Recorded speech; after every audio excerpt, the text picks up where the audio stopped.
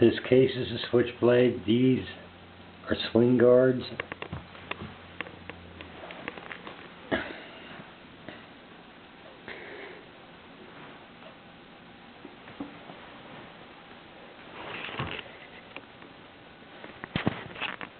That's Smith & Wesson. This is an 18-inch. These are 15 inches. These are 13 inches. These are 11 inches. Those I think are 8.5. Those are 13s.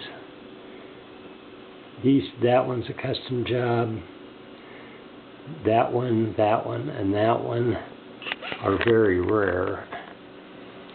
And then I've got some of the cheaper ones that are really hard to get. Those on the end aren't hard to get. Those are on the end I don't like at all. These are hard to get. Those two are new.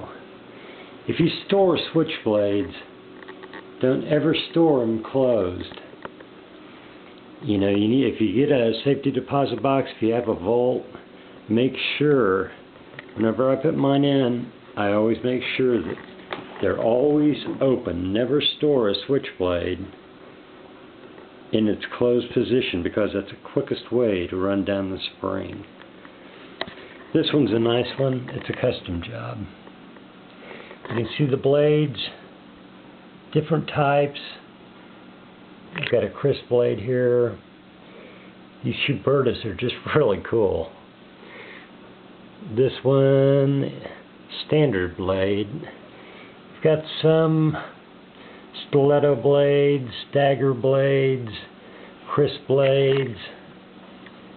Just kind of goes on and on. Those are standard blades. These knives I'm not too crazy about, but they're still nice. I wanted to have them in my collection. Standard blade, dagger blades, got a crisp blade here. Well, you kind of get the idea.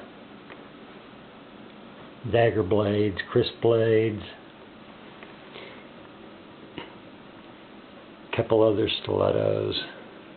Stiletto type rather.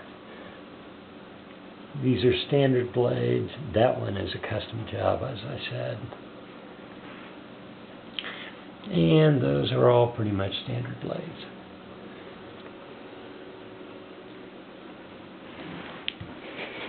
If you like collecting Switchblades, like I do,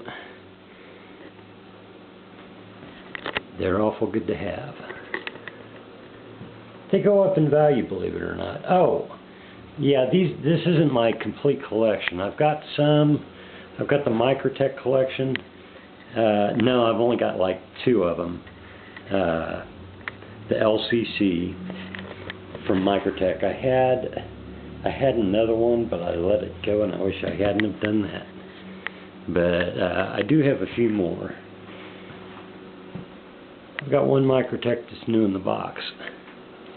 Anyway, enjoy.